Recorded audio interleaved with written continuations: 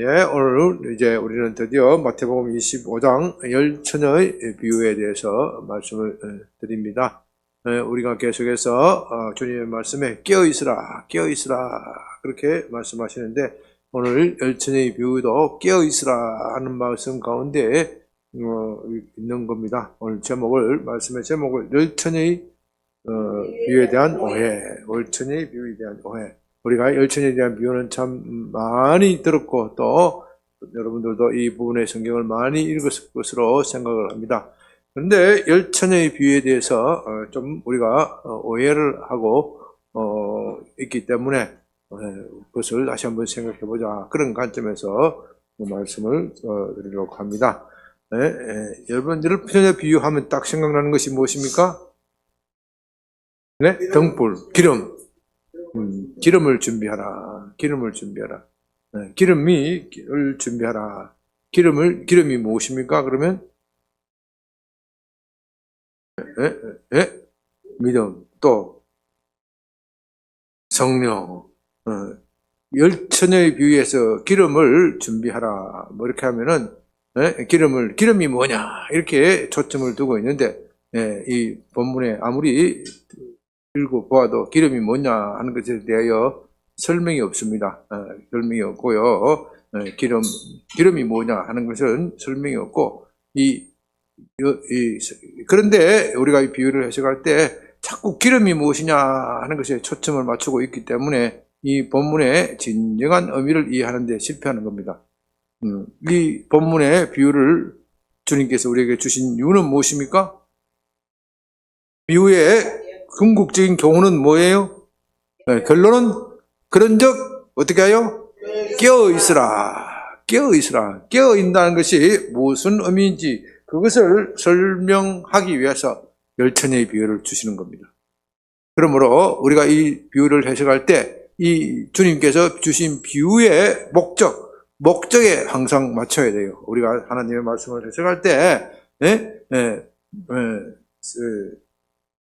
이 문맥, 항상 성경을 해석할 때 절차적으로 제일 중요한 게 성경의 문맥에 따라 어떤 것은 비유적이고 어떤 것은 상징적이고 어떤 것은 실제 있는 그대로다. 그것이 어느 것이 비유적이고 어떤 것이 실제로 그대로 있는 것인가 하는 것은 대개 90% 이상은 그 문맥을 보면은 알 수가 있어요. 그런데 우리가 대개 이 열처녀의 비유에서 기름 하면은 성령이다. 성령의 기름을 성령을 기름으로 상징한 것이 많으니까 성령의 요즘은 또 성령의 기름 부음을 받는다. 제가 어릴 때 신앙생활 때는 성령의 기름 부음을 받는다 이런 말 저 써지를 별로 안 했어요. 안 했는데 어느 순간에선가 성령의 기름 부으십니다. 성령의 기름 부으십니다. 그러니까 전부 막 기름 부으면 다 끝나는 줄로 생각을 해요. 기름 부으면 다 끝나요. 여기도 그러니까 성령의 기름 부으심, 기름을 잘 준비해야 되겠다. 성령 충만을 늘 받아야 되겠다. 성령 충만을 늘 받아야 되겠다. 성령 충만을 받는 사람이 나중에 주님이 다시 오실 때 맞이할 확률이 높지요. 성령 충만 못한 사람이 어떻게 주님 오시는데 맞이할 수 있겠습니까? 성령 충만을 늘 받는 것은 참 중요한 것이지만 그러나 이 비유에서는 그런 힌트를 찾을 수가 없습니다. 그러니까 그렇게 아무데나 갖다 붙이면은 이 비유가 말하려고 하는 진정한 의미를 놓쳐버리겠네요. 이 비유의 핵심은 뭐라고요? 깨어있는 것이다. 그러므로 이 비유를 생각할 때 깨어있다는 것이 무엇인지를 깨어있으면 어떻게 하면 깨어있는 것인지 그거를 찾는 데 중점을 두어야 됩니다. 이 비유가 깨어있다. 그러니까 같이 주님을 맞이하더라도 어떤 사람은 깨어서 맞이하고 어떤 사람은 졸면서 맞이하는. 졸면서 맞이하면 어떻게 돼요? 그 기다림이 다 헛것이 된다. 오직 깨어있는 사람만이 주님을 맞이하게 된다. 그렇다면 깨어있는 것이 무엇이냐 하는 것을 찾는 것을 중점으로 이 비유를 생각하고 해석해야 됩니다. 그때 1절 천국은 마치 등을 들고 신랑에 나간 열처녀와 같다 하리니 열처녀는 곧 교회를 말하는 것이고 신자를 말하는 것입니다. 거기에 대해서는 전혀 이견이 없습니다. 신랑은 누구를 말합니까? 예수님, 예수님을 말한다. 예수님을 말하는 거예요. 그러므로 이 비유는 믿는 자에 대한 것입니까? 믿지 않는 자에 대한 것입니까? 믿는 자에 대한 것입니다. 믿는 자 중에서도 같이 교회를 다니는 사람이라고 할지라도 겉보기에는 다 믿는 자라고 보이는 걸 할지라도 어떤 사람은 주님을 맞이하고 어떤 사람은 주님을 맞이하지 못한다. 물론 진정으로 믿었다면 다 주님을 맞이하겠지요. 그러나 믿는다는 외관을 가지고 있는 사람이라고 할지라도 어떤 사람은 구원을 받고 어떤 사람은 구원을 받지 못한다. 그것을 말하려고 하는 겁니다. 그러므로 여기 이 열처녀의 비유는 우리가 먼저 알아야 될 것은 이것은 신자들에게 하는 말씀입니다. 신자들에게 하는 교훈이다. 우리가 같은 신앙생활을 한다고 하면서 어떤 사람은 구원에 이르고 어떤 사람은 구원에 이르지 못한다. 그렇다면 어떤 사람이 구원을 이루고 어떤 사람이 구원에 이르지 못합니까? 그렇죠. 다시 깨어있는 사람, 다시 그게 돌아가는 거예요. 그러니까 깨어있는 사람만이 참된 신자다 이런 말이에요. 참된 신자. 어리석은 처녀, 어리석은 다섯 처녀는 교회를 다니고 신자의 외관이 있었지만 진실로 믿는 사람이 아니다. 진실로 믿는 사람이 아니니까 그는 진실로 예수 그리스도를 기다리지 않았다. 예수 그리스도를 기다리는 외관을 가지고 있었지만 그러나 진정으로 기다리지 않았으니 그는 정말로 깨어있는 사람이 아니다. 그러므로 이 비유에서 깨어있다는 말은 다른 말로 하면 진실한 신자가 되어라.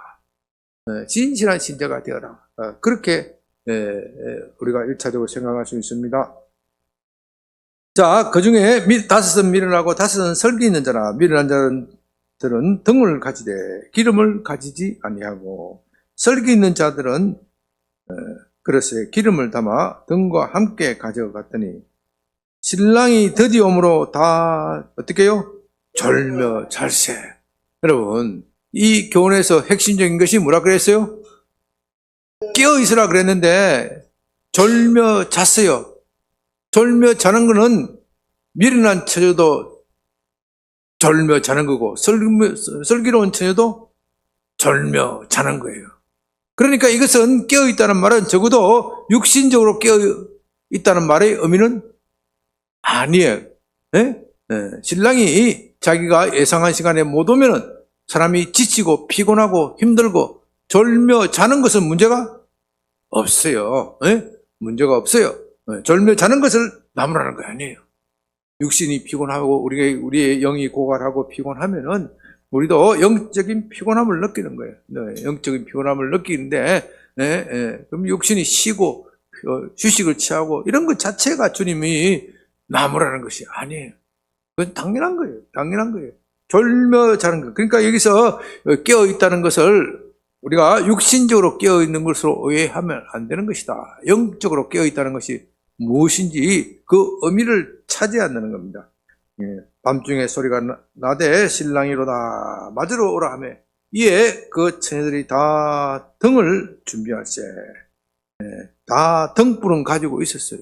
다 등불은 가지고 있었어요. 교회가 다시 말해서 다 예수님을 기다리고 있기는 있었는데 미련한 자들이 설교 있는 자들에게 이르되 우리 등불이 꺼져가니 너희 기름을 좀 나눠달라 하거늘 설교 있는 자들이 대답하여 이르되 우리와 너희가 서기에 다 부족할까 하노니 차라리 파는 자들에게 가서 너희 쓸 것을 사라 하니 좀 어떻게 해요? 좀 등불을 기름을 준비 다 한 처녀들이 좀 어떻게 해요? 좀 야박스럽잖아요? 좀 나눠주지. 좀 나눠주지. 좀 그렇게 생각할 수도 있어요.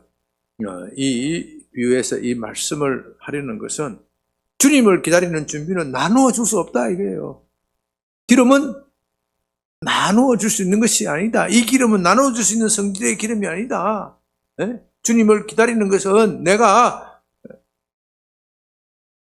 여유가 있다고 해서 나누어 주는 것이 아니다. 그러므로 이 처녀는 야박하다 이런 데 초점을 두면은 이 비유가 해석이 안 돼. 어떤 처녀는 준비성이 좋아서 한 박스가 아니라 두 박스, 세 박스 준비할 수도 있잖아요. 두 박스, 세 박스 준비한 사람 좀 나눠주면 얼마나 좋겠어요. 그러나 이 기름은 나눠줄 수 있는 성질의 것이 아니다. 여기에 초점을 둬요. 다시 말해서 우리의 믿음, 주님을 기다리는 믿음은 각자 책임지는 것이지, 각자 책임지는 것이 나눠줄 수 있는 것이 아니다. 아버지가 잘 믿었다고 해서 아들이 자동적으로 잘 믿는 것도 아니고, 어머니가 잘 믿었다고 해서 자식이 자동적으로 잘 믿는 것이 아니다. 그거는 각자 자기의 믿음으로 구원받는 것이다. 이 기름은 나누어 줄 수 있는, 쉐어할 수 있는 성질의 것이 아니다. 이것을 말씀하시려고 하는 거예요.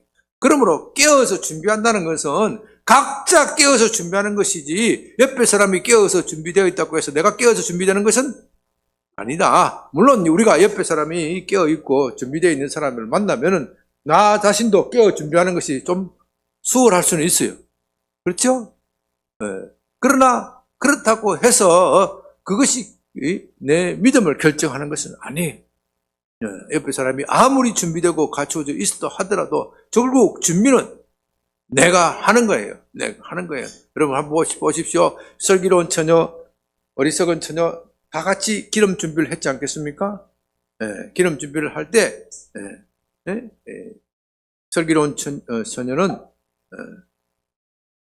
자기들끼리 언론을 했을 거란 말입니다. 자기들끼리 언론을 해서 처녀들끼리 언론을 해요. 오늘 신랑이 오시는데 몇 시쯤 올까? 이 정도면 괜찮을까? 이 정도면 괜찮을까? 아니야, 내가 생각을 좀 부족해. 이거 가지고 이거 가지고는 오늘 밤새도록 못 있을 수도 있는데, 밤이 맞을 때까지 이 정도 기름은 안 돼. 이 등잔에, 여러분 옛날에 등잔불 봤죠?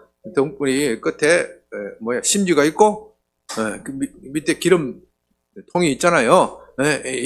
이거 통상 이거 가지고 안 돼. 또 통상이면 오늘 밤 이 밤을 챌 수 있지만 오늘은 중요한 밤이니까 여분의 기름이 있어야 돼. 혹시라도 모르니까 불이 갑자기 확 타오르면 안 되니까 그 여분의 기름이 있어야 돼. 한 통가 안 되겠고, 나 오늘 중요한 날이니까 두 통, 세 통 준비해야 돼. 이렇게 생각하는 사람이 있고, 아니야 이 정도면 충분해. 여러 통 기름을 준비하는 쪽에 가면은 나도 덩달아서 기름을 여러 통 준비하기가 쉽겠죠. 어떤 그룹에 가면 이거 됐지 오늘이 별날인가 우리 신랑이 별건가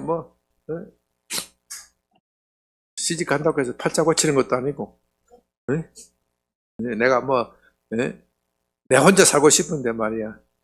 내 혼자 사는 게 훨씬 편하고 좋은데 말이야. 집안에서 어거지로 시집 가라니까 할 수 없고, 신랑 얼굴도 내가 한 번 못 봤는데, 옛날에는 신랑 얼굴도 못 보고 결혼식 하는 수가 많이 있잖아요. 별로 기대도 하지 않는 거예요. 기대도 하지 않는 거. 그런 그룹에 가면은 어떻게? 나도 기름 준비를 적게 할 수밖에 없어요.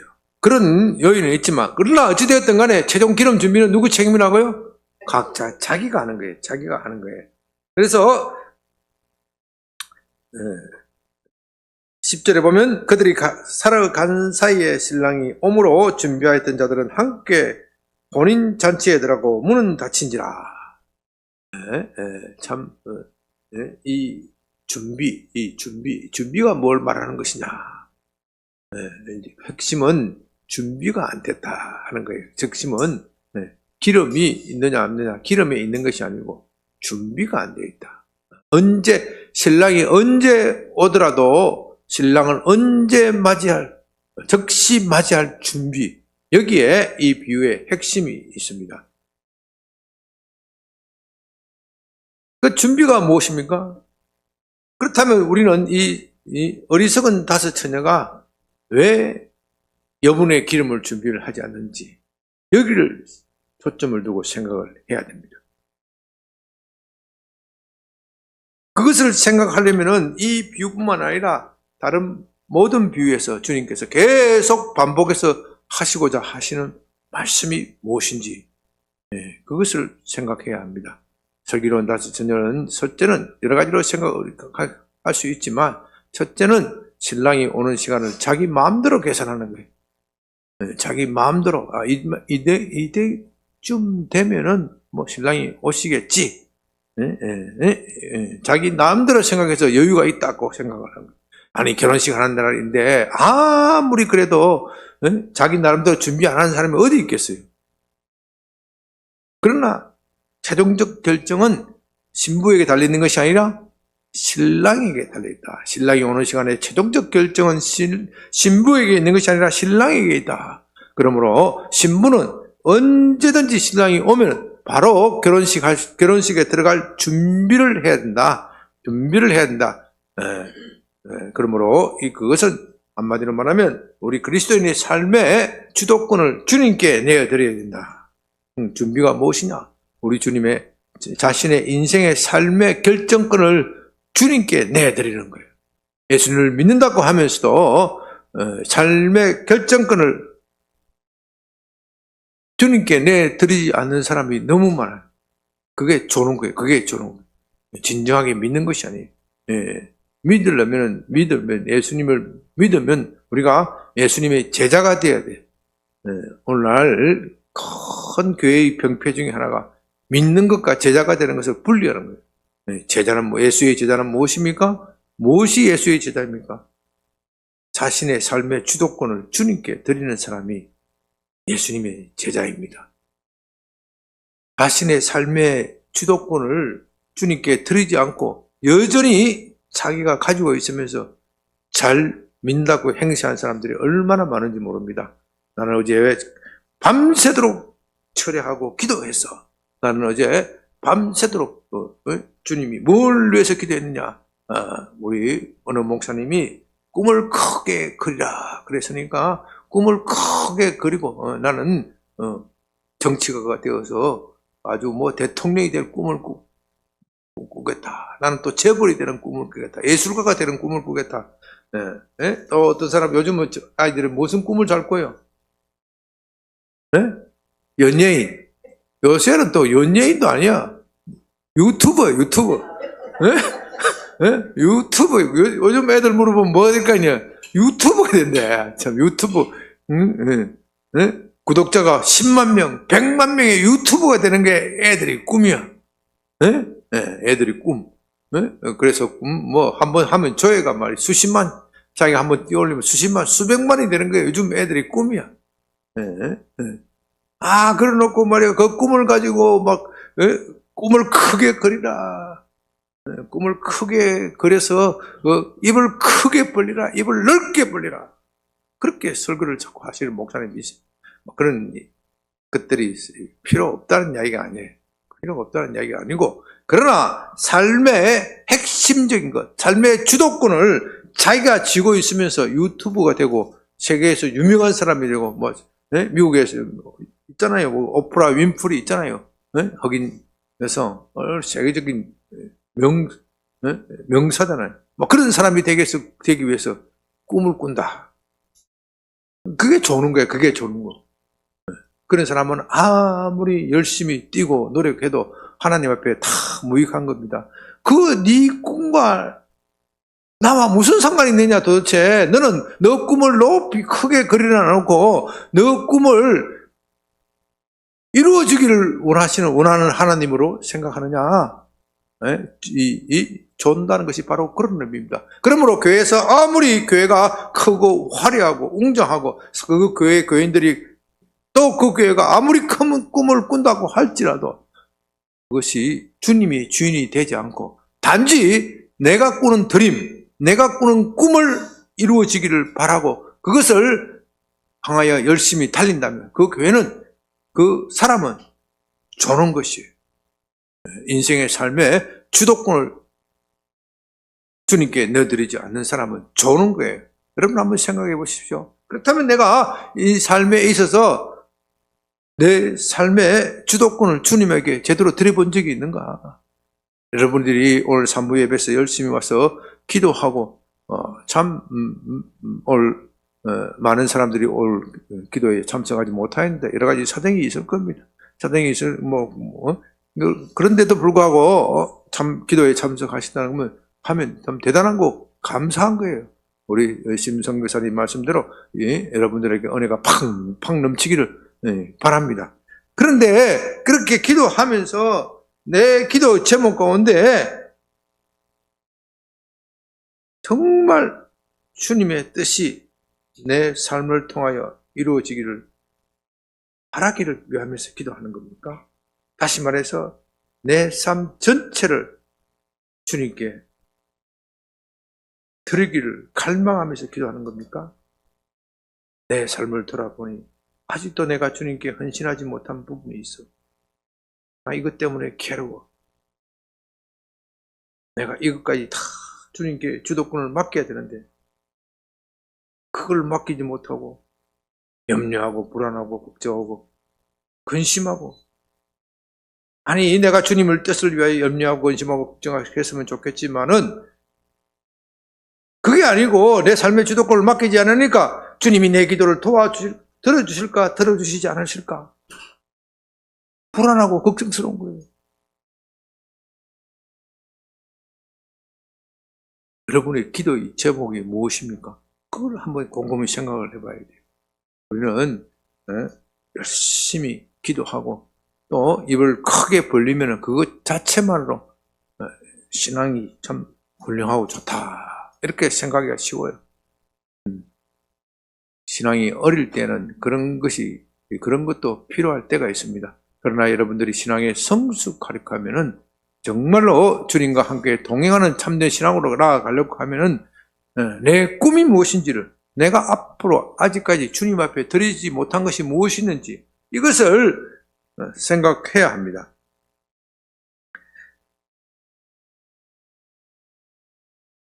그것을 생각하지 않고 하면은 어리석은 처녀가 되는 겁니다. 슬기로운 처녀는 주님께서 언제 오실지 모른다. 주도권은 내가 있는 것이 아니라 주님께 있는 것이다. 나는 주님이 오시기를 간절히 고대하면서 기다리겠다. 이런 마음을 가지고 있는 겁니다. 또 우리가 한번 또 여러 가지로 생각할 수 있죠. 기름 준비를 하려고 하면은 뭐가 들어요? 돈이 들어요. 돈이 들어. 돈이 들어. 돈이 얼마나 들지는 모르겠지만은 하여튼 간에 이 슬기로운 처녀는 삶의 주도권을 주님께 드렸을 뿐만 아니라 주님을 기다리는 그것을 위하여 어떻게 생각하면 자신의 모든 것을 올인하는 사람이다. 올인하는 사람이다. 거기에 주님을 기다림에, 주님이 재림하실 주님을 기다리는 것에 자신의 삶의 전부를 다 던지는 것이죠. 여러분, 이것이 왜 중요합니까? 주님은 내가 다시 오겠다고 말씀하시면서 여기에 모든 것을 걸으라고 말합니다. 왜? 그것이 왜 그렇게 중요합니까? 이 재림하시는 주님을 기다리는 것을 올인하는 사람은 현재의 삶을 주님과 동행하면서 사는 것이기 때문에 그렇습니다. 재림하신 주님의 올인하라는 말은 주님이 재림할 그 시점이 오니까 내 모든 것을 다 팔아서 주님을 위하여 드리라 그런 뜻이 아니고, 재림하실 주님이 언제 오실지 모르니까 다시 말해서 늘 동행하면서 살아라. 주님의 재림에 대한 확실한 준비는 늘 주님과 동행하면서 사는 것이 있는 겁니다. 어리석은 처녀는 그 마음속에 주님이 주인이 아니니까 주님과 동행이 안 돼요. 주님과 동행하면서 산다는 것은 주님을 주인으로 모시는 겁니다. 아니, 여러분들도, 우리도 사람도 그렇죠. 사람도 두 사람이 길을 가다가, 두 사람 사이에 길을 가다가도 거기에 주도하는 사람이 있어야 돼요. 주도하는 사람이 있어야 돼요. 부부 사이에도 마찬가지로 주도하는 사람이 있어야 돼요. 그 주도권이라는 것은 늘 주도권을 행사하는 것이 아니에요. 늘 내 마음대로 하는 것이 주도권이 아니고, 두 사람 사이에 의견이 최종적으로 갈릴 때는 뭔가 하나를 결정을 해야 돼. 이 길로 갈 것인가 저 길로 갈 것인가 두 사람 사이에 갈라지면은 그 누군가가 결정해야 되는데 두 사람이 있으면 투표를 할 수 있어요, 없어요? 네? 투표를 해도 뭐예요? 결정이 돼요, 안 돼요? 결정이 안 돼. 네? 결정이 안 돼. 이 길을 가든지 저 길을 가든지 둘 중에 한 길을 가야 돼. 네.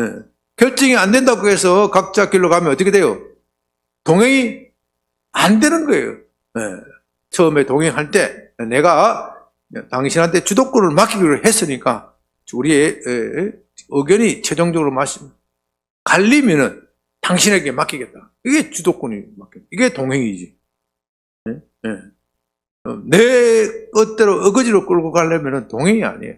그러니까 우리가 주님과 동행한다는 것은 주님이 나의 삶의 주도권, 결정권을 쥐고 계시는 것을 인정하고 그리해야 동행이 되는 겁니다. 그러므로 슬기로운 처녀는 자신의 삶의 주도권을 주님께 맡길 뿐만 아니라 그것을 위하여 늘 주님이 다가오실 것을 기대하면서 현재의 삶을 살아가는 겁니다.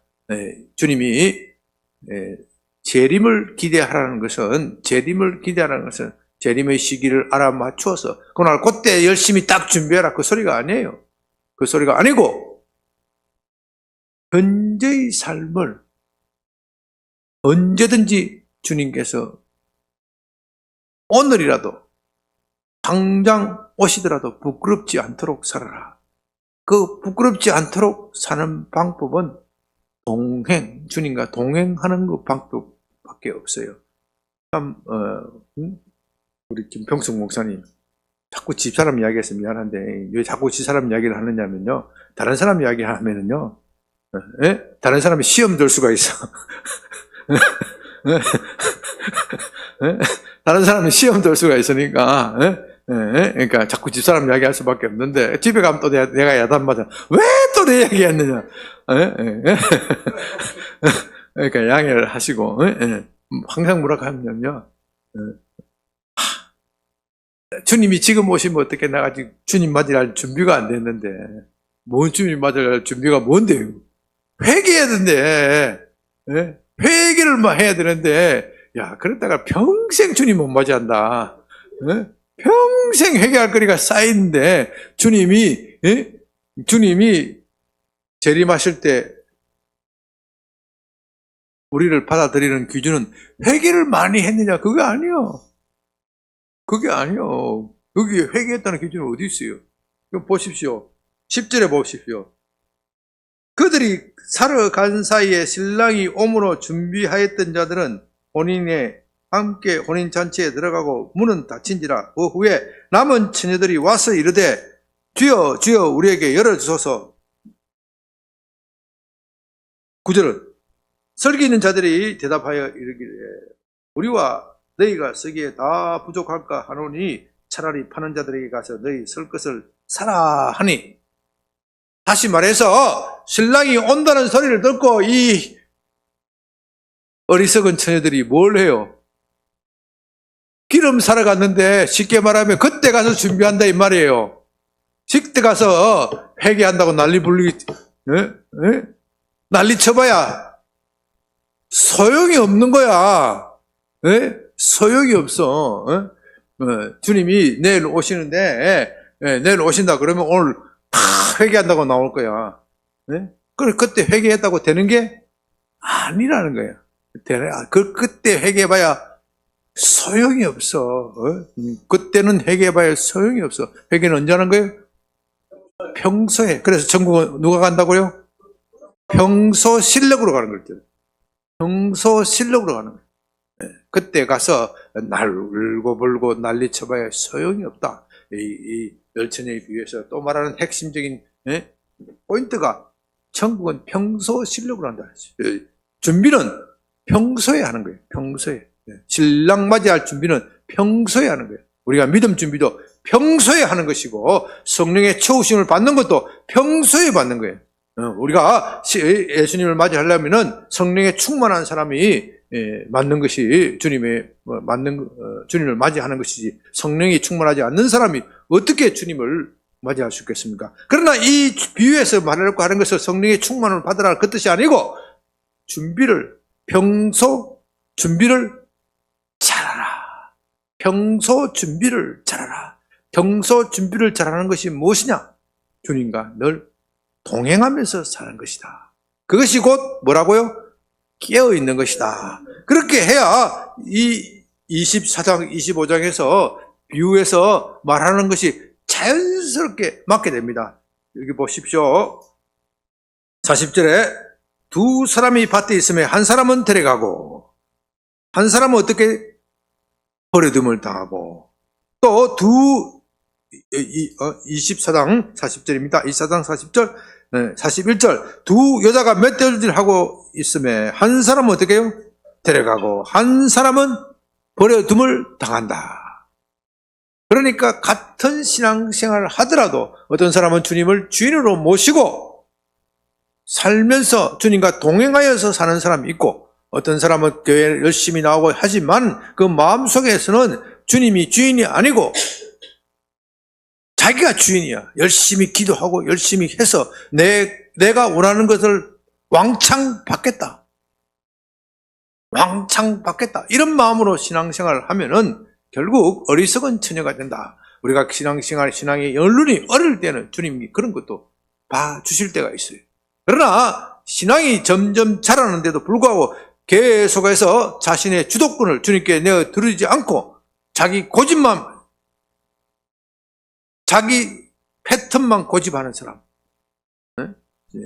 시간을 자기 시간으로 자기의 것으로 착각하는 사람, 돈을 자기의 것으로 착각하는 사람, 명예와 권세를 자기의 것으로 착각하고 계속해서 그것을 목표로 계속 쌓기만 하는 사람, 이런 사람은 비록 겉모양은 열심히 교회 나오고 열심히 기도 생활하는 것 같아도 조는 사람이다. 조는 사람이다. 그러나 비록 내가 가진 명예가 적고 권세가 적고 돈이 적고 이런 것들이 세상 사람들이 볼 때 초라할지라도 자신의 삶의 주도권을 드리는 사람, 이 사람이야말로 깨어있는 사람이다. 주님이 원하시는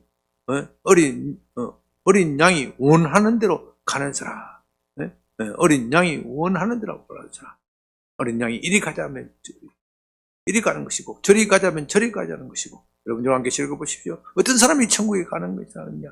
어린 양이 원하는 대로 가는 사람, 어린 양이 어디로 인도하는 대로 어디로 인도하든지 그 길을 가는 사람이 동행하는 사람이지 주님 천국에 가는 것이지.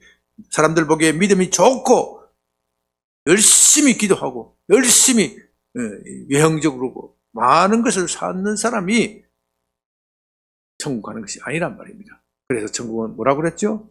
천국은 평소 실력으로 가는 것이다. 그 평소 실력은 어린 양 예수 그리스도께서 어디를 원하시든지 그 길을 따라가겠다. 그러므로 여러분의 기도 제목은 내가 내 꿈이 아니라 내가 내 삶을 주님께 드려서 주님이 원하시는 삶을 살겠습니다. 주님 아직도 내 삶 속에서 내가 주인이 되는 것이 너무나도 많습니다.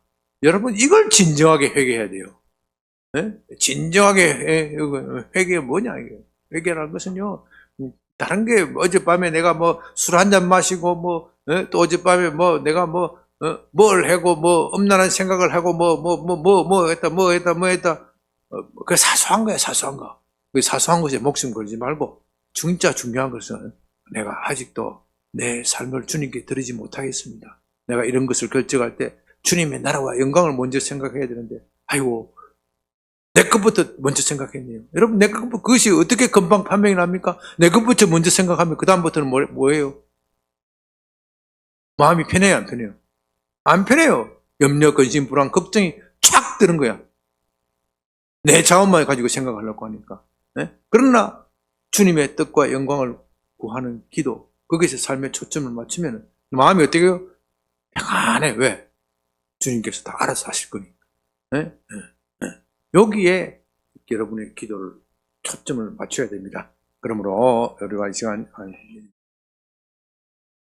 40분까지 기도할 때 내가 아직도 내 삶 속에서 주님께 드리지 못한 것이, 내 삶의 주도권을 드리지 못한 것이 있다면 그것을 진정히 하게 회개할 것은 바로 그거예요.